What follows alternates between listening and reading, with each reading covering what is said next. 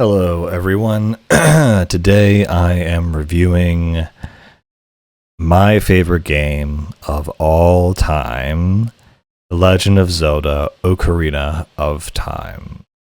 Just on that note, I think anyone who says Ocarina deserves to be guillotined. It's Ocarina, obviously. People who say Deku instead of Deku, also guillotined. It's a great way to start off this review, by the way.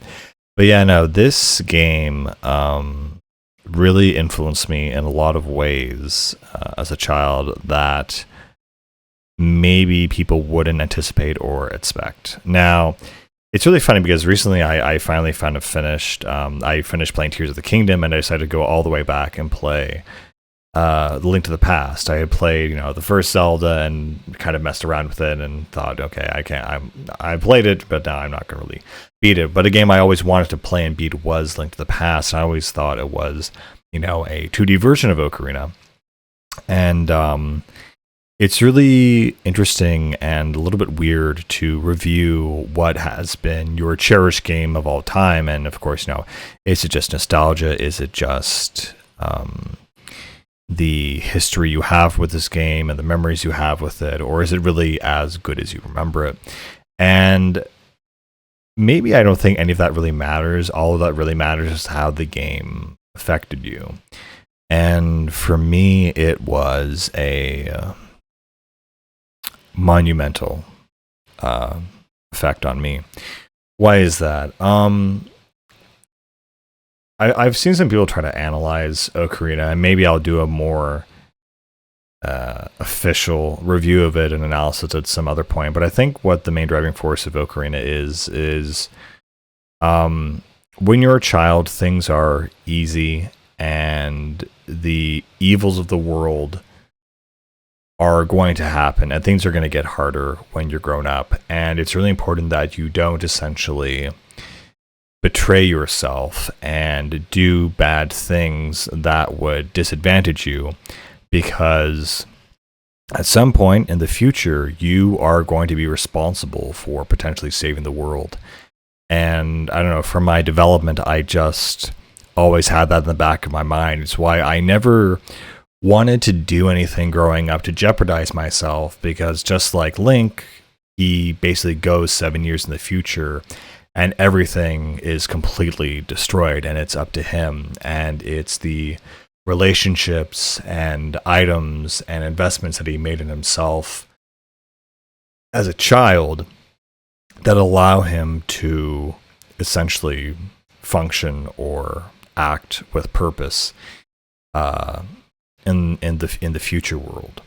So I mean, from that alone, I think it's also pretty interesting. For those of you who maybe haven't played this game, why is this considered the best game ever? And really, it is the atmosphere, the aesthetics, and the story. And it's something that it's funny that I've noticed this as I've gone through this recap of some of my favorite games, is that I realize my favorite games, they all have something in common, which is that the plot moves on at a very good pace. It really doesn't stay in one spot for too long, and each kind of chapter is just very vivid and iconic in my mind. And I think a lot of people's minds, to the extent that me, as well as quite a few kids from this era, could basically summarize the entirety of Ocarina of Time from start to finish, down to the minute details of, okay, you have to go, to this shop and buy the shield for exactly 40 rupees. Then you have to go, to Dagongo's Cavern, and you need to blow up, this boulder. And there's going to be this puzzle in this room. Well, actually, I don't remember the puzzle rooms. I remember that, you need the mirror shield for this part, and the later stuff I don't really remember. But the ability for me to remember this story almost 20 years later, without really ever replaying it once, I think it's funny. I did replay a bit of it on the 3DS, and just on that, I kind of despise the 3DS version for the simple fact that it just aesthetically is very different, and Link is very, like, they updated Link's model and he's very fluid, and like rounded out. But the issue is that the rest of the world has kind of not been given as much detail and attention, and plus it's like a handheld game, so it's like watching Passion of the Christ on your iPhone, on public transit with your earphones in. It's just weird. I don't like the fact that, it's like, okay, well, this is the one version, the one remake of my one favorite game of all time, so I have to buy it, even though I didn't actually want to. I know there's some other people who do chronically buy the new updated version of their favorite game, like they'll buy the latest Skyrim on PS 3.2 or PS4 or Skyrim Special Collection on PC, and they keep buying the same game over and over and over again, and they play it for a couple hours and drop it. So I kind of actually had that exact same experience here, where I forced myself to buy this thing, and I just did not really like the graphical improvements, which was pretty much the only reason for getting it. I mean, the controls, I guess, but you could also play the Ocarina now with the D-pad. But yeah, I'm not a fan of the Ocarina remake. It's fine, but it's just like, I really prefer the original aesthetic, and the low poly aesthetic is something that I've talked a lot about in other cases. But in any case, why is Ocarina of Time the best game ever? Well, it's the story, it's the characters, it has the right balance of everything, and like I said, the plot moves at a very good pace.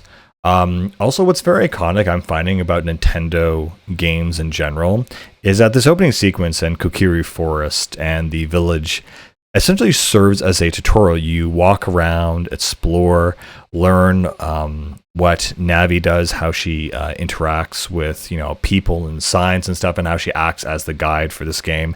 And yes, I'm one of those people who thinks that Navi is not annoying. That was like a meme before the internet existed that was spread about on school grounds and stuff, and I just never identified with it. What's also interesting, again, I was talking about, A Link to the Past, and just how it really, it is kind of a prototype for Ocarina, but it's also not, in that there is way more in Ocarina than I thought there would have been in Link to the Past. Like from everything from music and themes and dungeons and boss designs, Ocarina has loads of creativity, just gallons of it, oceans of it, if we will. Something about this game that I've noticed, looking back at the gameplay segments, and just little clips of things, is honestly the sound design.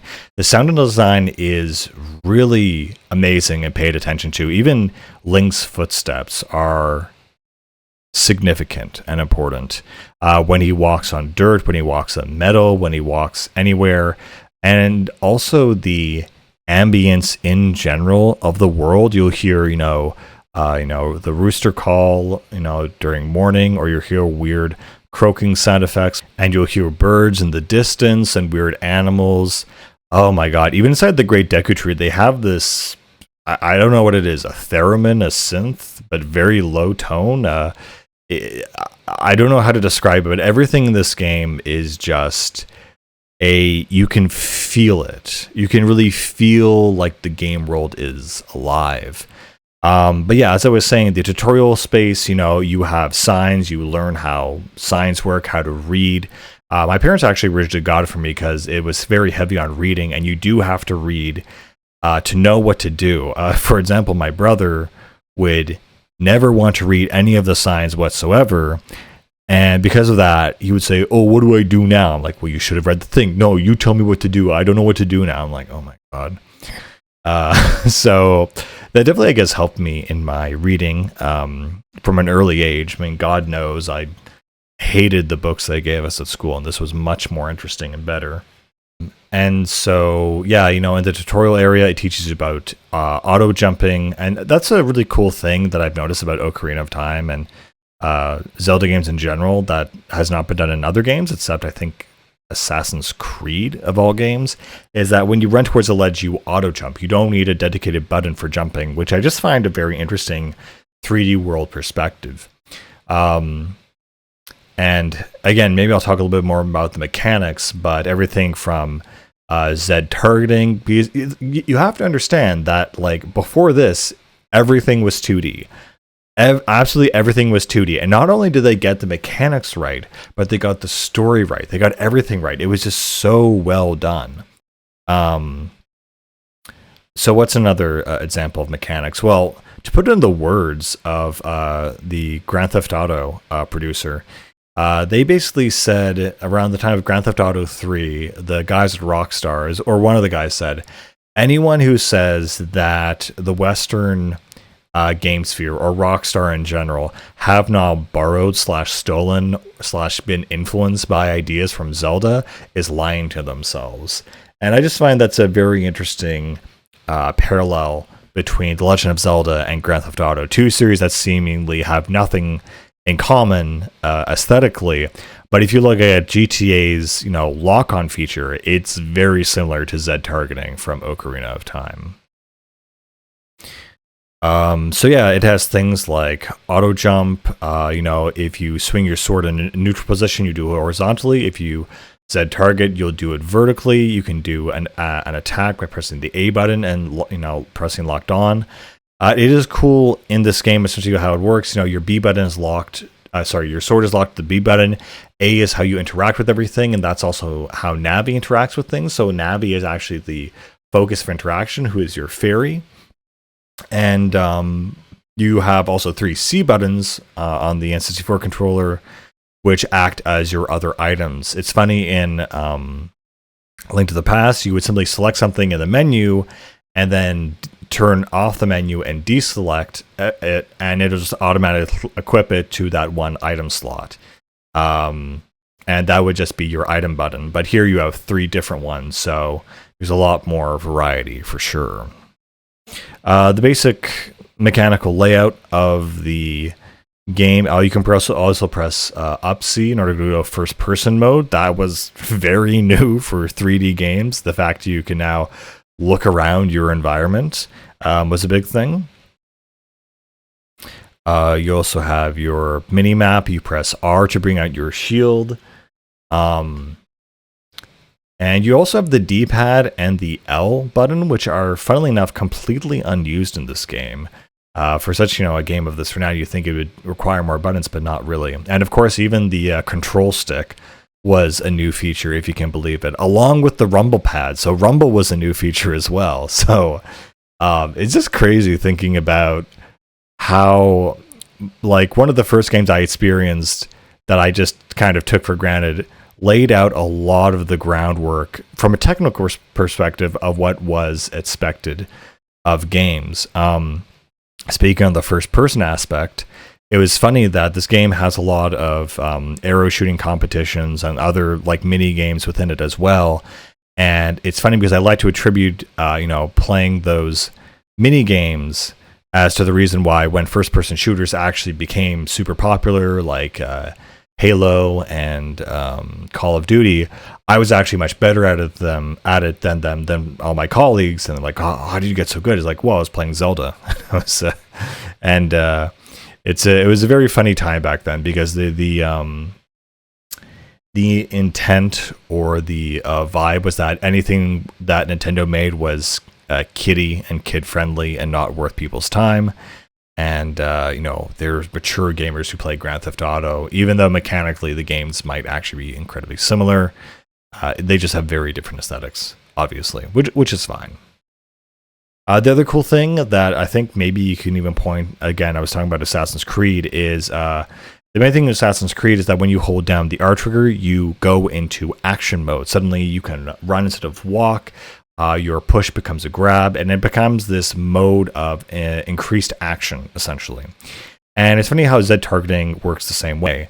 You'll get these bars on the screen. They will focus on a focal point or an enemy if one is in range, or a point of interest, whatever Navi is hovering around. And the screen will lock in and close in on that, and the camera will lock in. Again, very fluid, dynamic stuff that even some games today have trouble doing.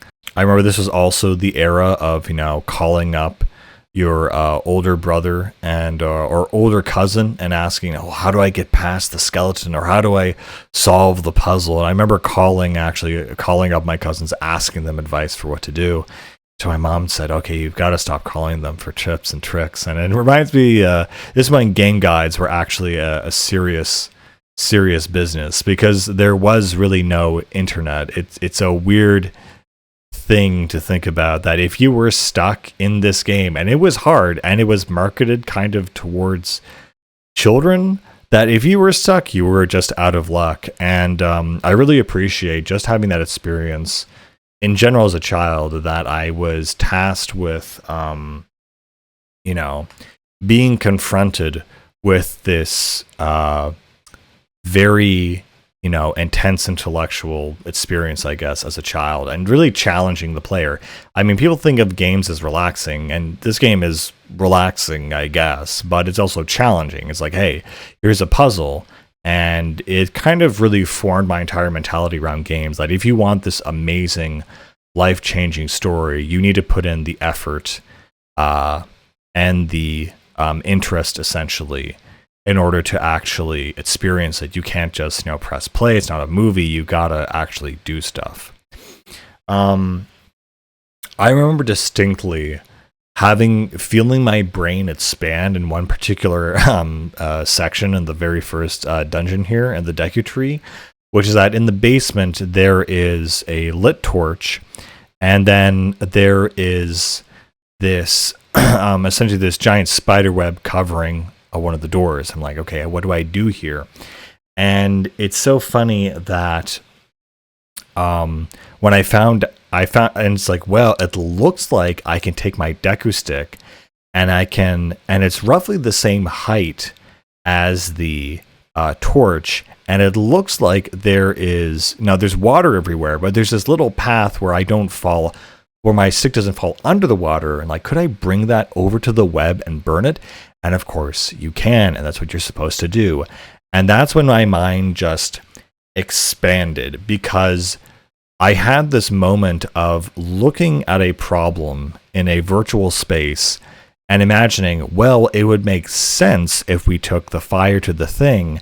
And when I did that, and the game reacted exactly as I thought it would, I had this brain blast moment where it's like, oh my god, that is so cool, and also I'm a genius.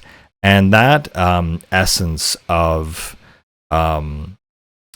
player perception and expectation versus how the game reacts, I think is something that even today Nintendo is still kind of pursuing as their main mode of experience. For example, in Tears of the Kingdom, I think I hadn't experienced it for so long, I forgot what it felt like, but it was amazing when you would take the items in Tears of the Kingdom and you would begin fusing them together, and what would happen is essentially they would form a car or a vehicle or something, and you put a fan here and it becomes kind of like almost like a plane, and it's like, oh, that actually works. And that feeling of the player's intention and the game world reacting to the player's input the way you anticipate, if not more so, is just amazing. There's nothing like it, which makes it feel like a real video game. There's other really cool things too in this game. The fact that I know if you're fighting a Deku Baba, it's a very simple, basic enemy. But if you hit it while its head is kind of stretched out and like leaning towards you, then if you kill it that way, it'll turn into a Deku Nut. But if you stun it and you cut it by the stem, it'll turn into a Deku Stick. And again, what I love about this game is that it gives you direction, but it doesn't spell these things out for you. You experiment and you find them out on your own. And it's just so rewarding to have this thing where you are confronted with a problem and there's a solution. You just need to be smart enough to find it. And I was just absolutely addicted to this game because of that not only was I getting an interesting dynamic experience, but also because it was predictable enough to be fun and entertaining and to tell a really emotional, interesting story. Other kind of just a quick note on mechanics. Basically, you figured this out very quickly. Every dungeon is structured such that it'll have things like a dungeon map and a compass, and to find your way around. But it will also always have the dungeon-specific weapon, which you always use to take on the boss, the big boss, and basically that item is usually defeated after defeating the mini-boss. And that pattern repeats itself throughout every dungeon. And what I love about this game, especially compared to Link to the Past, that each dungeon or temple is very distinct in its theme. There's the fire temple, the forest temple, the spirit temple. Like, each one of these things has a very distinct theme and a little preamble on how to get there. Again, it's also cool in this game that, as we're talking about Z targeting, so if you swing your sword, you'll just do it normally. But if you Z target an enemy or anything, then suddenly you'll do a jumping attack. Similarly, if Navi is out and you're Z targeting an enemy, and you press up, she'll give you a little advice on what that enemy is and what they do. Again, the sound effects in this game and the sound design, I think, really add to the feeling of it feeling real. I know there was this quick lecture about the fact that if you film something even and the audio is awful, no one can watch it. But if you take the most expensive video camera and terrible audio recording equipment, it's unwatchable. But if you take the best audio recording equipment and really bad cameras, you can still make something really, really good. There's something about audio that makes something feel more real. I also love the feeling of feeling like I conquered this dungeon. I feel like, okay, this is like a certain, aesthetic or type of thing or something. And, this is how it essentially works. And, once I've conquered it, I feel like a feeling of accomplishment, but also a feeling of interest, like I had just read a book or something. The other thing, of course, is that also the mechanics in the dungeon will change itself according to the item that you get. So if you get a item that is long range, there's a lot of long range puzzles and switches and stuff like that. Also, I remember this first stage, since I'm just talking about it, when I had to fight Queen Goma. Man, I was in tears. It was horrifying because, again, you already only have 3 hearts, and I think if she hits you, it takes away a whole heart. So it was very, very traumatizing for me to actually fight Queen Goma. I was actually terrified and horrified of this giant spider coming down from the ceiling and basically eating me up. And I couldn't beat it. I literally couldn't. It took me 3 or 4 times, but I persevered. And I was crying. My parents were like, oh, well, it's just a game. And so I went back to it, and maybe the 5th time I was able to finally, figure out its weakness, how to defeat it. And it was the most amazing feeling I'd ever felt. It felt like I had overcome the hardest boss in Dark Souls. That feeling of not only becoming something hard, but being rewarded with a new heart container and a new piece of the story. My brain was activated, and it was incredibly keynote. Also, something else I do love about this game, all of the boss designs are really well done. Even the font of the boss designs. And while I'm on that, there's also the sense of how even the dialogue rolls off. You'll have small blue arrows or green arrows for when someone's talking, and then you have a different sound effect for when they're finished talking, and it'll be like a big blue block, and that will signify that they're essentially done talking.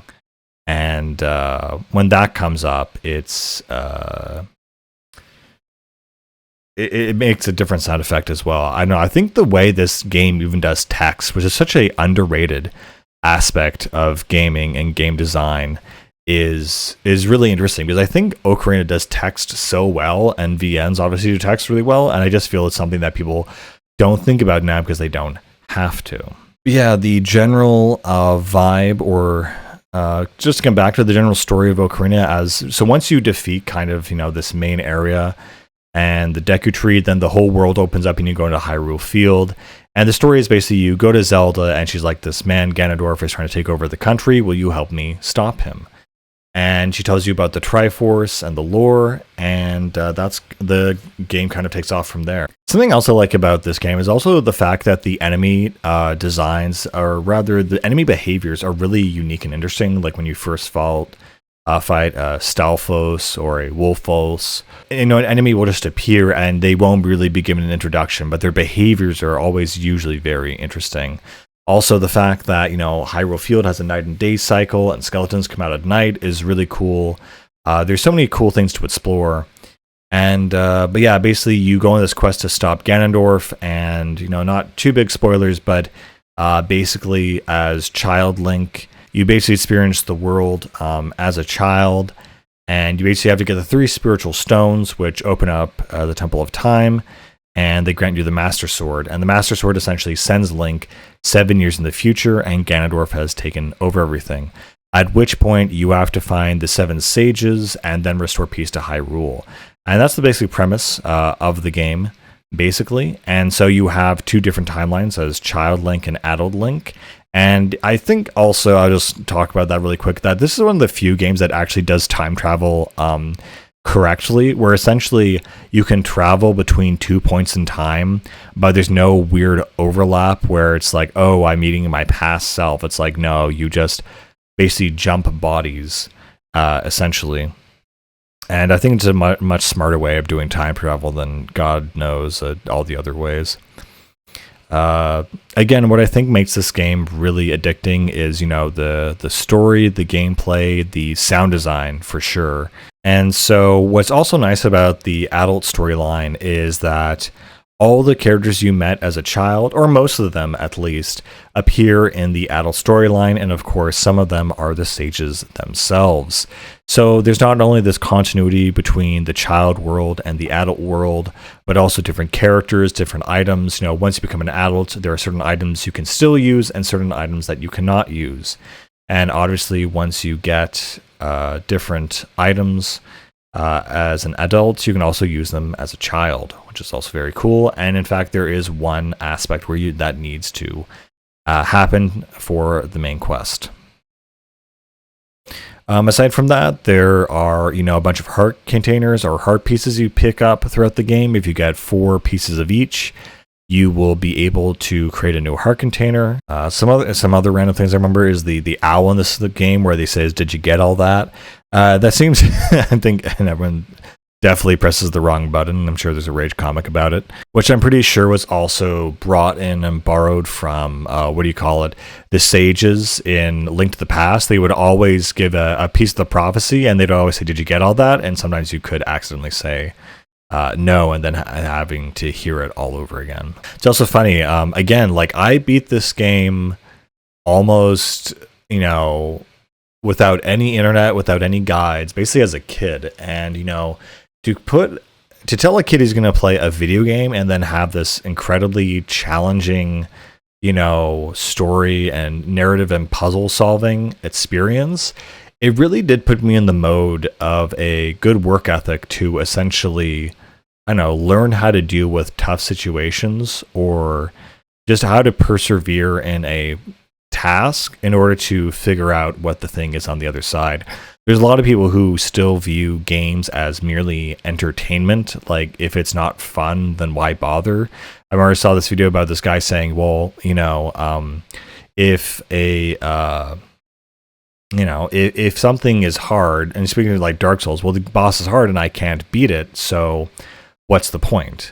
And and until he saw people who are just generally not good at the game overcome the boss by sheer willpower and determination alone, that kind of changed his attitude and said, oh, so if I just keep trying, I can actually overcome it. And when he realized that, again, he had his mind expanding moment where it's like, oh, effort equals reward. It's like, of course, and it feels really good and cool. It's funny, I'll just take a quick note also on the opening guard sequence where you have to sneak around the guards. I failed this so many times, and still the path that you're supposed to take, looking back on it today, makes no sense. It literally, like, because you go in between two guards, they can obviously see you, but the path you're supposed to take is just very, very silly, very dumb. And I think that also exemplifies another thing I like about these Zelda games in general, and these really classic games, is it's just not one note. It's not just an action game. It's not just a puzzle game. It's not just a stealth game. It has elements of all of these things, and it all comes together to create a cohesive, what I call a buffet of different gameplay mechanics. In which the player is never bored, they're always stimulated, and they always have something new and interesting to do. And to keep them engaged and to make it feel like a more rounded experience. Again, I think it's also cool that Link will auto jump when he reaches the ledge with momentum, and he will auto climb without having to press a button. I think the aspect of using as few items and buttons as possible is really smart. And good to do. Again, even the sound effects on the menu when you bring up the menu, and the fact that it's in this square style, thing where you select everything. I think it's so cool and so iconic. It feels, it just feels really, really good. And it's funny because that really does not carry over to the other Zeldas. When you bring up the main menu, it doesn't. It has an aesthetic, but it's not quite as classic as Ocarina for some reason. But yeah, so Zelda itself is not just about saving the princess. It is about a whole world, a whole tapestry of different characters, locations, experiences, and stories, which all add, and I'm sure pretty much everyone knows, but Zelda herself, I think, for the first time in the series, takes on a much more active role in this story, and is a far more interesting character than just a princess in distress. I know the friggin' people who have only been exposed to things like Anita Sarkeesian's Gamergate thinks that what it is, but very much it's very much the opposite, where Zelda is herself a active character in the story, and especially at the end, she is incredibly important, let's say. I also think it's cool that in order to save, you just press B in the main menu, and you can save at any time, and it'll take you back to the beginning of that area that you were at. This is also a time that I guess just made me realize, because there were not guides or anything else like that, and video games were still seen as a weird niche thing that people did. It kind of narrowed down the whole gamer feel to a very select type of person. Like, if you said you were a gamer, it actually held a lot of weight, and it meant something. Because there were so few of us, and there were so many few people who were willing to put in the time and effort to play Legend of Zelda, that it was just a certain brand of autism, if you will. And yeah, today people kind of see games as entertainment or as multiplayer experiences exclusively. And the difference between someone who played Zelda to someone who played Call of Duty, suddenly you started to see these real big divisions emerge. And as the types of ideas associated with games began to expand, you also had different people who were attracted to very different ideologies or even aesthetics. The guys who wanted to play the dude bro shooters, the girls who wanted their, animal sims and farming simulators and, all that stuff. And then the guys who, like me, still wanted to go on epic adventures in fantasy lands and experience really well-made journeys. And I think Ocarina is still the pinnacle and the peak of that type of game. Another cool thing is that you also get a horse in this game, which is very cool.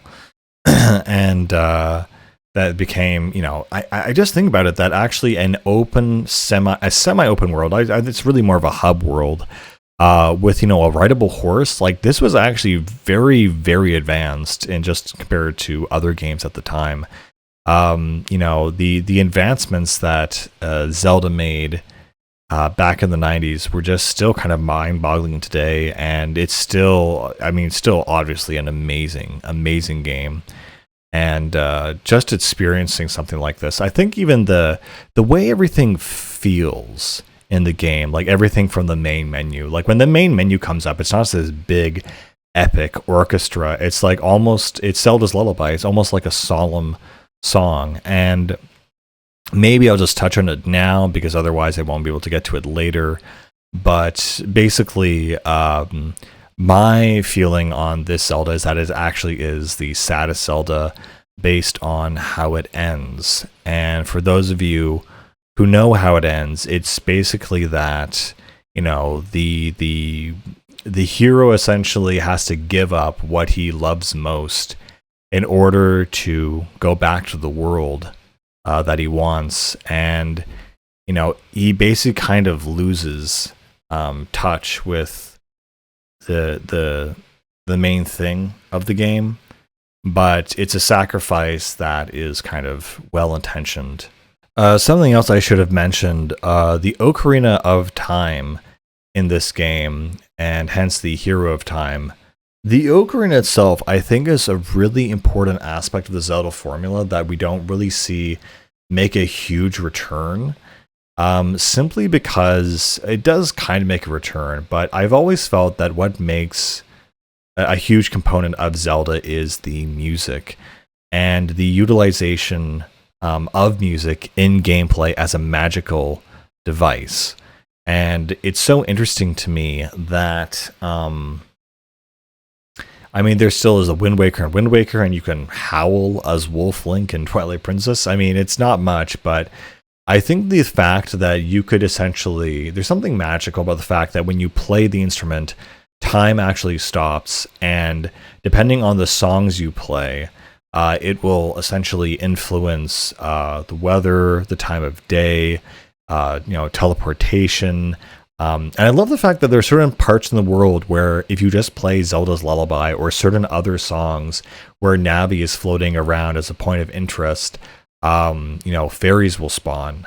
It's just these little hidden things that, again, have no rhyme or reason, and you simply act on your intent and this, the fact that music, is the key that, frames the world and brings it all together and summons these magical elements, I think is just a amazing and wonderful idea. It's the harmonizing effect of music on the world, and Zelda's Lullaby itself is such a beautiful composition in general that it's very much associated heavily with this game, that people who don't even know, that it's a Zelda's theme, do recognize it. And yeah, this story is it's classic. It's iconic. I can recite all of it in my mind, exactly where you have to go, what you have to do, and the types of situations you get put in, the items you get. Everything about this game is so wonderfully balanced and well put together that it is such a classic, and it guides you in all the right directions for what you have to do. That despite not having a strategy guide, you never got lost. Its sequel, Majora's Mask, however, we can argue about that, but this game is very well put together. I also really like the way the bombs explode in this game. I don't know, just something that crossed my mind. They just make a good, nice, hefty explosion. The screen shakes a little bit. Also, the more kind of realistic version of this game, that's more of a different conversation. I think I'll get into Wind Waker, but people saw this as a big epic game.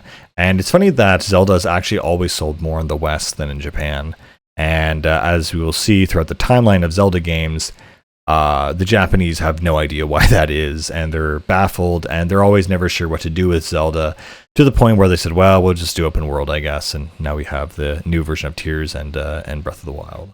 But yeah, the amount of I think what you could always tell a good game from is the amount of artwork it has, and the amount of artwork around side characters and certain situations and specific,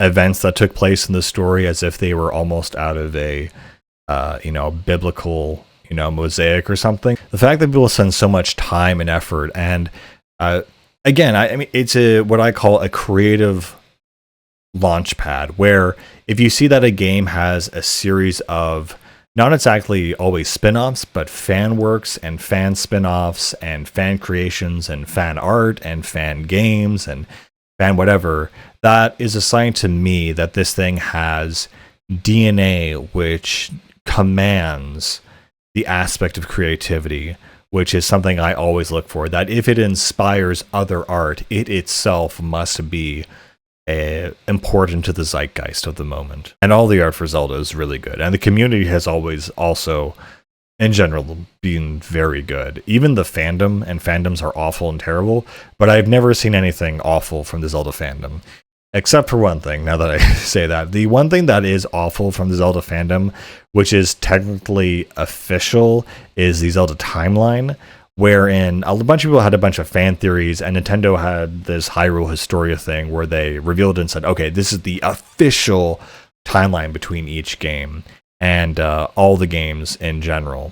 And it goes all the way back from, Link to the Past to Majora's Mask, and I think up until Skyward Sword, I think. And basically, well, here's the problem with it, is that it says at the end of Ocarina of Time, this game, that there are 3 different timelines. There's the child timeline, which is severed off, I guess, from the adult timeline. And then there's also a made-up dark timeline where Link is defeated at the final battle. And it's like, okay. And then that leads to these events. And it's like, okay, I could imagine that happening, but that's not what actually happens in the game because you win. So what are you smoking? You're just making stuff up now? So yeah, it's this very forced, very contrived timeline that just reeks of fan wiki DNA and forcing things to make sense. When I personally am absolutely fine with them just saying, hey, here's a brand new Legend of Zelda, brand new setting. Yeah, Link, Zelda, they're in a different mode, they're in a different aesthetic. They could be, I don't know, they could be Eastern, Western, whatever, in a different entire culture. And they're just using a different template, but still to tell a compelling story. I do not care. But other people do. I mean, I take the note from the Final Fantasy series because they literally just burn the script every time for each game they make, with the exception of a couple of them where they make sequels like 13, but Final Fantasy is literally just called Final Fantasy, and it just redoes and restarts every single story it's ever done, and that's fine. They should and can do that. It's good for them, and I feel the same way with Zelda. If they wanted, I mean, as long as Link acts like Link and Zelda more or less acts like Zelda within certain parameters. And it is funny because there are slight variations. There's Twilight Princess Zelda, who's very refined and almost introverted and very stoic, while Zelda from Ocarina is much more, bright and optimistic until, the kingdom gets destroyed. There's, Skyward Sword Zelda, which is more of a tomboy kind of Zelda. And it's all these different kind of variations because it is a different, timeline or reincarnation of this character. And it always is slightly different, but it's always her. It is always Zelda. There's never a time when people say, oh, that's not Zelda. Zelda is not, a Deku Scrub, that hasn't, happened yet. But Zelda has been different things and different occupations, and that has been very, very cool. I also found it very interesting that the Kokiri were not a thing in Link to the Past, as well Gorons were not a thing. The Zora were there, but they were nowhere near as developed as they are in this game. They look completely different, they act completely differently. They're enemies in Link to the Past. So all the races, all the basic building mechanics that take place in every other Zelda game are really present in Ocarina. I was just shocked how much there actually was. What's still funny is that, again, there's not a music component really in the later Zelda games. We saw it kind of at the end with Wind Waker, and then it never really came back, which I thought and still feel is a huge shame. It's also funny that just in general, the zeitgeist around this time is that I talked about the different types of gamers. so there are, there are gamers who are the Call of Duty gamers who you could say evolved from the GoldenEye 007 gamers. But it was very much considered a close community between Final Fantasy and Zelda gamers. They were kind of seen as similar kin, that they were essentially the same type of people. And that definitely is very true. I mean, it's funny. I wonder if I had played Final Fantasy VII instead of Ocarina, because, again, these were, I mean, it's crazy, right? That, I mean, technically, Zelda's an RPG, but it's more of an action adventure game. These games that came out, Zelda, so Ocarina was 98, Final Fantasy VII was 97, and both these games, were the mainstay, amazing cornerstones and crowning achievements of the game series. Even to this day, I would say that still is the case. They are the classics of that series, and everyone agrees if there's a Zelda, it's Ocarina. If there is a Final Fantasy, it is 7. Who knows as time goes on if that will ever be dethroned. But they were just so monumental and powerful when they came out that no one could compete against them, so to speak. And again, these games became synonymous, that Ocarina was Zelda. People think of Zelda now, and they might think of the new Zelda, which is open world Breath of the Wild. So maybe things have changed, actually.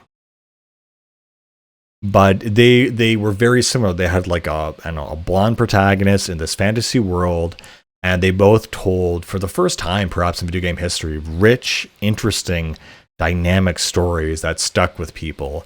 And both these games have made huge cultural impacts that were just amazingly interesting. And it's funny because that kind of camaraderie or that similarness was seen as very kind of maybe oppositional because they were on completely different systems. In fact, the entire reason 7 went to Sony was because they needed more stuff on the disc, and there was a very much a rivalry, if you will say. That was kind of really when the console wars began, in my eyes. I mean, there was Mario and Sonic, Genesis does what Nintendo don't. And Nintendo was seen as more family friendly, while Sega was kind of like, oh no, we're kind of cool actually. I was thinking about it recently that even the Sega Genesis sound chip that they used to compose music even sounds cooler than the SNES. It just sounds groovier. And it just is so funny because the sound of the Genesis, perfectly reflects its marketing and its attitude towards its competitor, which is just so funny to me. And this is where I felt the first hints of the real console wars. And you had things from this game, you had things Dark Cloud, PlayStation's answer to Halo, PlayStation's answer to Zelda. They called it the Zelda Killer. You've made a kick-ass amazing game when people call their games the Your Game Killer. And that was that was a term throughout all the 2000s, the Halo Killer. This new shooter, it's the Halo Killer. You only heard Zelda Killer from once from Dark Cloud. Maybe there's some other game. Oh wait, I remember. Oh my god, this pissed me off to no end. It was what was it? What was that game called? Oh my god. Darksiders, yes. So Darksiders, Darksiders, they said, yeah, it's basically we have some dungeons and combat mechanics, open world, and it's basically embedded there. It's basically like Halo, but no, oh my god, it's basically like Zelda, but badass. And I just thought, okay, just go screw yourself, to compare two different games and to say that one of them is cool and the other one just isn't for the sake of it. And it's that whole machismo thing where it doesn't make any sense, essentially. And not that Darksiders is a bad game, but to say that it's as emotionally impactful or as interesting as Zelda is just blatantly a terrible correlation or comparison, rather. it was funny during that time. People wanted Zelda to become more badass, more mature, and whatever. And Nintendo just wasn't doing it. They didn't know how to make Zelda badass and mature. They tried it with Twilight Princess, but it looked the part, but it did not play the part, and that was an unfortunate part of their history.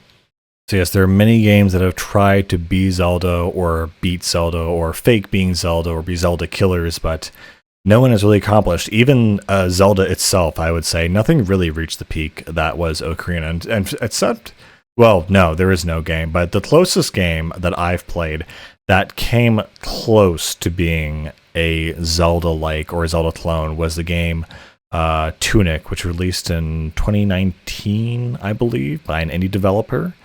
It was honestly very, very well done. Very, very more than decent.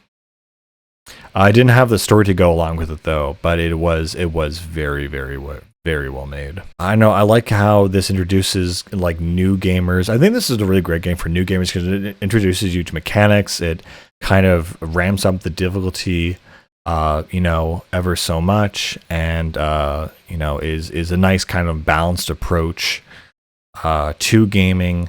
I like the fact that it introduces you to things like side quests. The fact that I'm already getting the ice arrow in that one quest in the late game, just completely out of the blue, as this total side thing. That was really, really, really cool. The fact that you can just end up stumbling upon something, or knowing that the amount of effort you put into a side quest, there'll be an equal payoff, essentially. And just the active exploration, combat, puzzle solving. This game, emotional storytelling, this game has it all, and it's a classic because of it. Again, if you're ever wondering if you should play this game, the answer is, everyone else has absolutely loved it. If you don't trust, other people's opinions, you would be my guest, but this is the greatest game of all time. And people might think of that, well, mechanically it's outdated. It's from 98. So obviously it's not just the mechanics that are good. They are actually pretty darn good and advanced, honestly, despite everything. It's more than obviously just a game. That's when I think that's honestly what I can say, is that this game opened up my mind to the possibility that games are more than just entertainment, that they can be art, that they can speak to us. What this game showed me is that there are feelings, emotions, ideas, and other concepts that you can only experience through certain mediums because it can only be told in a certain way. And what I also love about games in itself is that you are the player, you are in control of the character, which means it's not like a movie. In fact, it's more similar to something like a book, because you end up having to move forward by your own effort. And the idea is the same thing, as you put in effort reading the words, and Zelda has a lot of words, but also a lot of puzzles. You put in the effort to exploring and understanding this amazing game, and this amazing world, and this amazing experience. And your reward is something that you could not have even imagined. The one thing I felt and I took away from when I played this game back when I was still in elementary school, I was a very kind of violent, rambunctious kid. I really got into a lot of fights a lot. And it was only after playing this game that I don't know, I opened up my mind and my heart to this idea of this platonic love and this ideal of human friendship and progress and togetherness, because you could say that each one of the characters and each one of the sages in each area represents a different kind of love. You have Saria, which is childhood, naive, friendly love. You have Darunai, which is brotherly, fiery, fierce, almost competitive love. You have Princess Ruto, which is almost, I would say, erotic, marriageable love. She, promises to marry you. You have, you have even, Malin, who is, more of a Ruth kind of character. You have all of these different kinds of loves, and Zelda herself, I suppose, represents the not only her relationship with Link, but her relationship with the rest of the kingdom. This peaceful, harmonious love that heals the world. And one of my favorite components and aspects of Zelda is that when you do, defeat the boss and solve the temple, it's not just the temple that changes and you save the day, but especially in the adult world, the environment will also change. The lake will come back, the animals will come back, the Death Mountain will heal itself. The village is no longer haunted by ghosts. You see your actions in the world itself and come to understand that your love for Zelda is the love for the Legend of Zelda. The fact that Link is willing to go through this quest and is willing to face all of these different trials and tribulations is for the sake of a love and a world that is greater than himself. And even at the end of the game, you basically have to make the hard decision where you have to give up again something for that love, because even though you want to fix the world and you save the world and you save the day and you save the princess, at the end of the day you don't get what you expect. And despite everything, in order to actually fully save everything, you need to make another sacrifice. And that's why this game is the most powerful game, because it's because of that love you triumph and you overcome, but you still need to give up something for everything to be whole. And there was something very sorrowful and divine about that struggle and about that ending. Anyway, that's how the game honestly affected me. It's how I've come to know and perceive the world. And after, as I was saying, as a kid, after I beat this game, I no longer wanted to fight because I realized I was like hurting people, and I wanted to create this world where that kind of love could exist, and we didn't need these aspects of brutality and misunderstanding and bravado, and that we could instead come to understand each other. And once we've understood each other, we will finally be able to create something as beautiful as this game. I'm obviously very passionate and very emotional about this game, and with good reason. And all I can say is that if you haven't played it, I would almost urge you to play it via, emulator, the original N64 version, not the 3DS one. It just looks weird. I don't like the 3DS look. If you're looking to play it, if you can get it on an original N64, even better. Go for it. But, again, I know I've hyped this up to be the best game ever, and, well, it is. But go into it with open expectations, because you know what, you might be a person that just doesn't like this kind of game. Maybe you just want to play your Call of Duty and just have your little dopamine hit and don't want to deal with deep emotional or intellectual precepts, and that's fine. But come into this game with a open mind, and if you come into it with curiosity, seeing why is this considered the best game ever, you might be answered with the reason. And why people consider video games to be more than games, and something that can truly actually impact you and change your life and make something amazingly beautiful. Anyway, guys, that's it. I've been waffling on how to do this, how to end this, how to, do this video for my favorite game of all time. But I said, screw it. I'm just going in. I'm going to talk about it. But for now, I think that'll be it. So goodbye, guys, and please enjoy.